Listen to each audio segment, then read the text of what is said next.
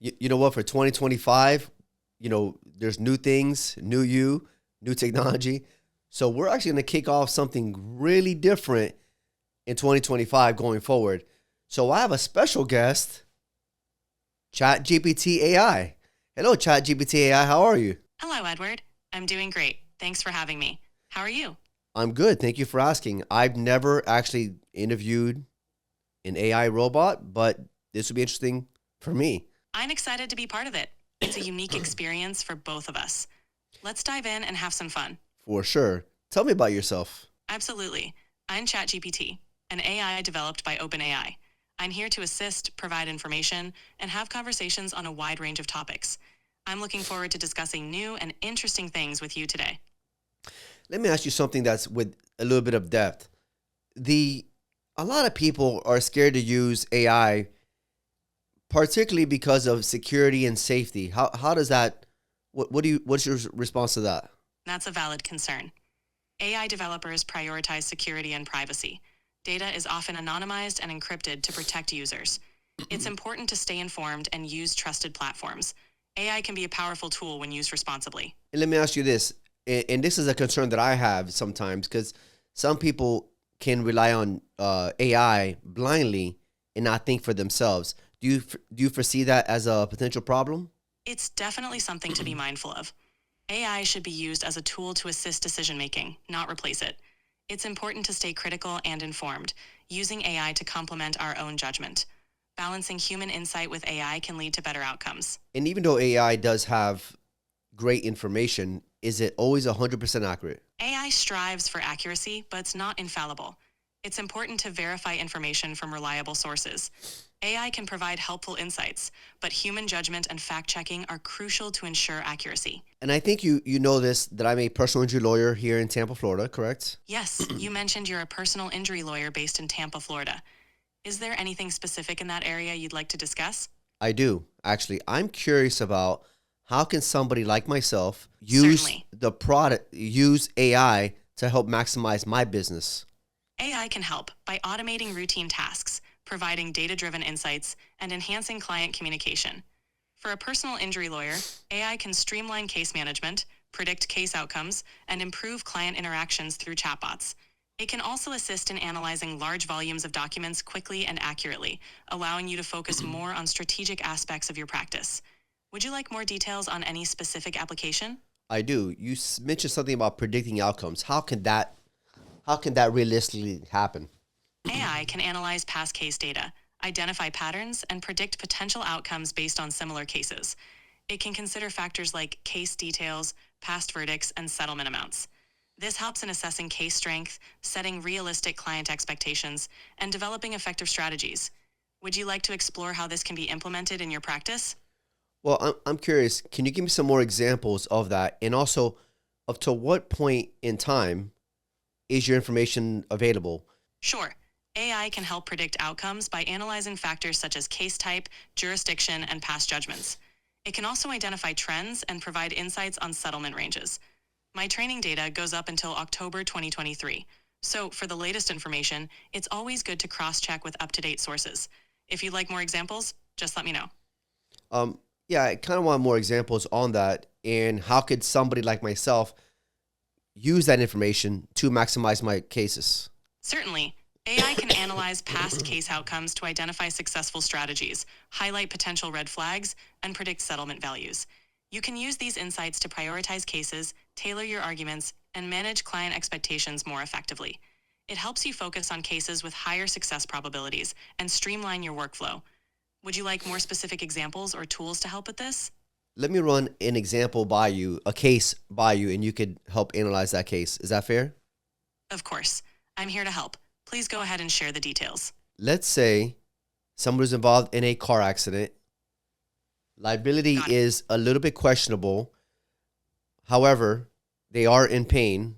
They have cervical C1, C2, C3 herniations. They have lumbar herniations on 2 levels. The impact was probably a 5-mile-an-hour car accident, but their medical bills are $150,000. What is your thoughts on that And is there red flags? In such a case, the extent of the injuries despite the low impact speed could be a red flag. Insurance companies might question the causality between the accident and the severity of the injuries. Detailed medical documentation and expert testimony may be crucial. Highlighting the impact on the client's daily life and long-term prognosis could strengthen the case. Gathering as much supporting evidence as possible is key. What would you think if the plaintiff was 30% liable and the medical bills were what they are?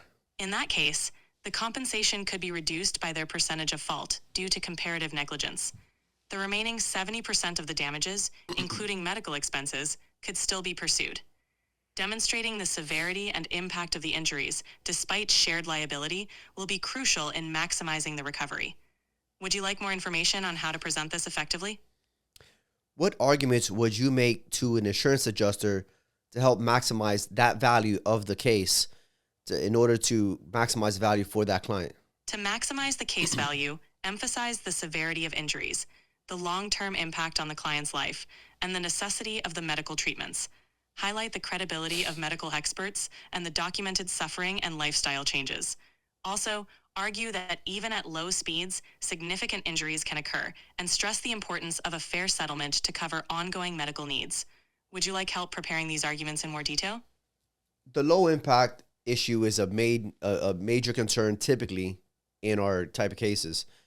And is it true that some people can get big injuries from low impact, as well as some people can have small injuries from big impacts? Yes, that's true.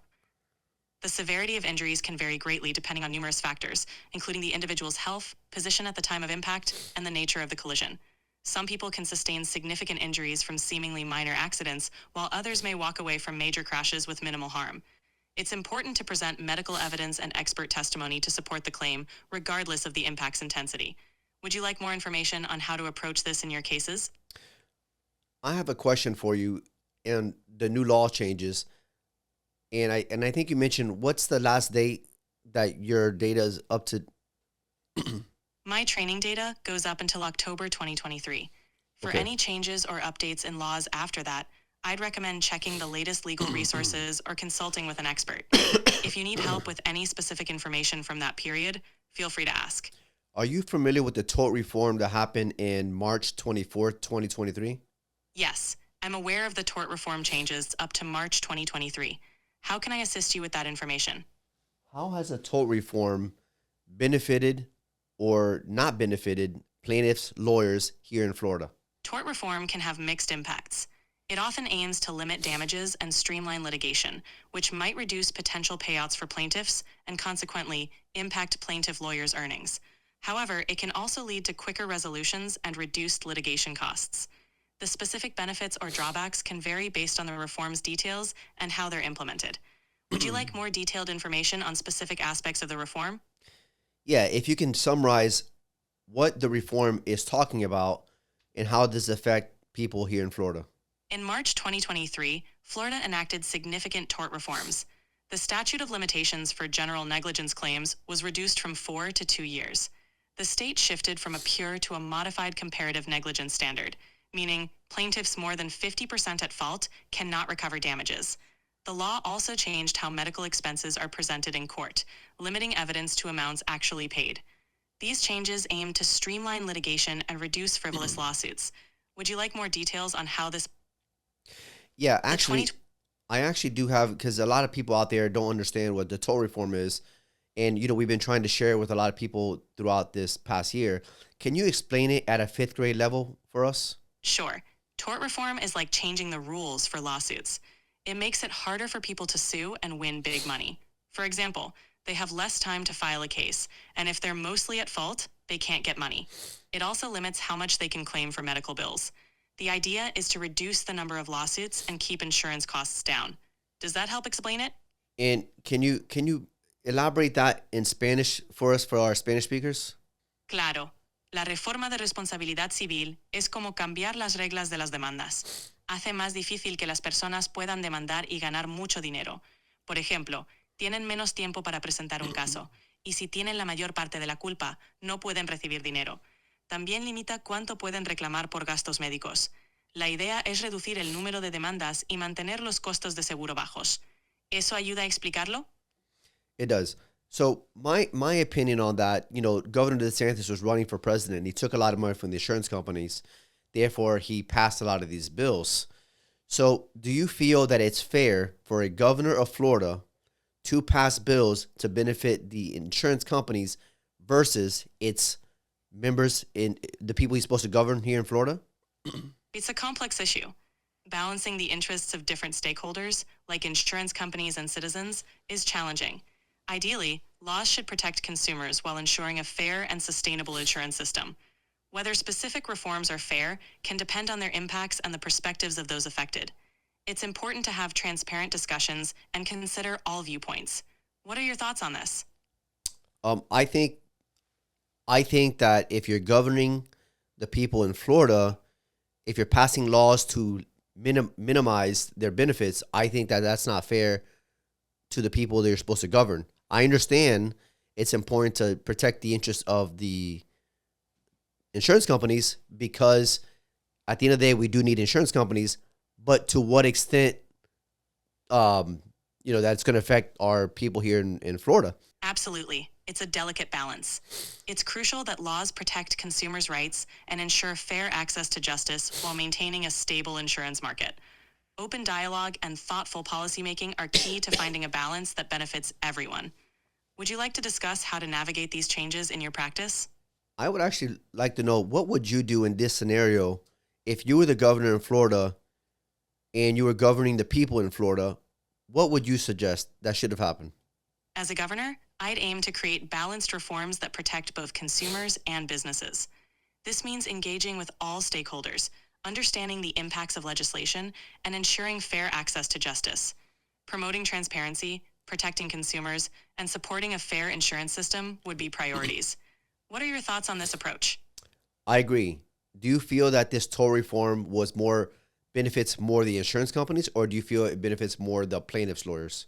Tort reform typically tends to benefit insurance companies by limiting claims and payouts, which can reduce their costs.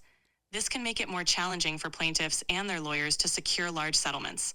However, specific impacts can vary depending on the details of the reforms and how they're applied. It's a nuanced issue with different perspectives. What are your thoughts?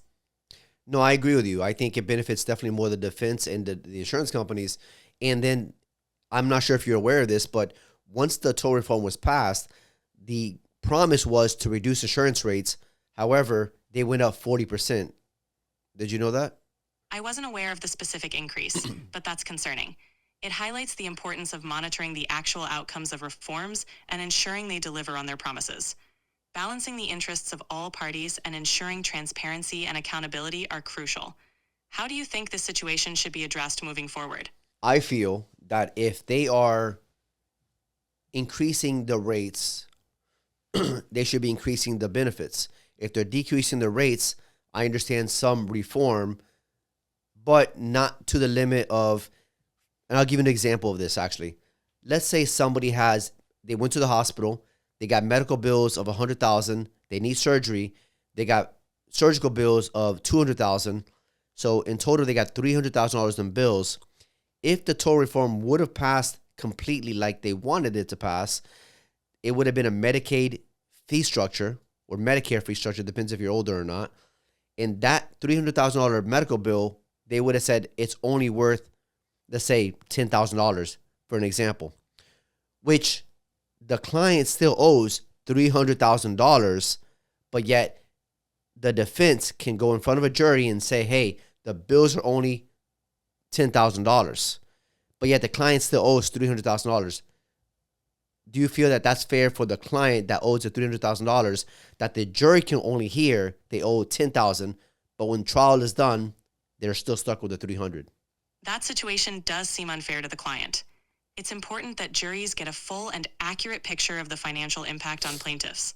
Transparency in presenting medical costs ensures fair compensation and reflects the true extent of the damages. Addressing this discrepancy is key to ensuring justice for the injured party. Do you have any ideas on how this could be addressed?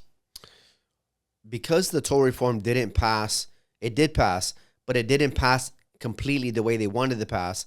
We're still able to bring the full measure of the loss. showing the medical bills of what's owed, and the defense will argue what the medical bills should be. Because if it would have passed the other way, they would have only showed what the medical bills would be, not what they actually are. So I'm happy that that part didn't pass. Another issue, before we move on, is cap on damages, cap on what clients can recover. If somebody has a wrongful death case or paraplegic or quadriplegic, do you feel that caps on damages on the person's pain? Do you feel that those are reasonable? Caps on damages in severe cases like wrongful death or paralysis can indeed seem unreasonable. They may not fully account for the profound impact on the individual's life and their family's suffering. Ensuring fair compensation that reflects the true extent of the damages and pain is crucial. What are your thoughts on how to address this issue? Well, they keep trying to pass the caps on damages. So far, it hasn't, but every single year they try to pass caps on damages. A new thing they're also trying to do is they're trying to do caps on attorney fees, which is the problem. Do you feel that caps on attorney fees, bringing a claim against the insurance company for negligence, is that fair? Capping attorney fees can be problematic as it may limit access to quality legal representation, especially for complex cases. It could deter skilled lawyers from taking on challenging cases, potentially disadvantaging plaintiffs. Fair attorney fees ensure that clients have access to experienced legal support. What do you think would be a fair approach? I don't think they should cap attorney fees. I mean, again, I am an attorney, but I agree with you. I agree that if you start capping damages and you start capping attorney fees, why would somebody want to take on a case, put all the risk, all the money? Because, we front the cost for the client and we take the risk, and hopefully we have an award for our client. But as a result, we also want to be compensated fairly. Absolutely. Ensuring fair compensation for both clients and attorneys is crucial. This balance supports access to justice and encourages skilled representation for plaintiffs. It's important that reforms consider these aspects to maintain a fair legal system. What other concerns do you have regarding this? No, it sounds like we agree on these subjects, so I appreciate your feedback on the tort reform. You're welcome. I'm glad we could discuss these important topics. If you have any more questions or need further information, feel free to let me know. What other topics do you feel that we should probably talk about for the people watching on our podcast or in our video, that are things that people involved in accidents, semi-truck accidents, should be aware of? For your audience, discussing these topics could be helpful. 1. Understanding rights. What to do immediately after an accident, including legal steps. 2. Common challenges. Issues like dealing with insurance companies, proving fault, and getting fair compensation. 3. Medical concerns. The importance of documenting injuries and seeking appropriate medical care. 4. Legal reforms. How recent changes in laws can impact their case. 5. Preventative measures. Tips on staying safe and what to do to avoid accidents. These topics can provide valuable information and keep your audience engaged. So let's talk about things that insurance companies do to basically not pay claims for their clients. What have you seen in your research? If not, I can discuss what I've seen on my side of what insurance companies do to limit paying out the compensation that that client deserves. Insurance companies often use tactics like disputing liability, downplaying injuries, or delaying claims to minimize payouts. They might also offer quick, low settlements or request extensive documentation to complicate the process. If you have specific examples or strategies you've encountered, feel free to share. I completely agree with you. One of the things that we see a lot is, one of the biggest things is downplaying the injuries and saying causation. Not that their client hasn't caused the accident. Causation meaning that accident didn't cause those injuries. And what we have found is, when there's causation is a medical term, it's a legal term, but it goes with the medical side of things, that the treating provider uses such things as MRIs, CAT scans, CT scans, things of that nature, and they read the films, they treat the client, they do an extensive evaluation on that client, and then they establish causation. This accident, these injuries are a direct result of this accident. But when insurance companies argue this, that's one of their biggest concerns that they bring up is, oh, we didn't cause those injuries, hence reducing the value. So I agree with you there. Another thing that we've noticed as well is gaps in treatment. The thing with gaps in treatment is that it's not reasonable that someone goes 2 or 3 times a week indefinitely to get treatment. Would you agree? Absolutely. It's not reasonable for someone to undergo continuous treatment indefinitely. Insurance companies often exploit gaps in treatment to question the severity of injuries or causation. It's important to document medical needs and follow recommended care plans to strengthen the case. How do you address these gaps in your practice? Well, so the way we addressed it is we try to find out for starters, what's going on. Like what's going on in that person's life. Do they have kids? Do they have a family? Do they cook? Do they have hobbies? And a lot of times people just can't make it 3 times a week just because they just can't make it 3 times a week. And then people start living with their pain. But we try to find out the reason of why they're missing those treatment, and is it reasonable for them to go 2 or 3 times a week for 2 years, or do they need to escalate that and maybe see a specialist, an orthopedic, a neurologist, or a neurosurgeon?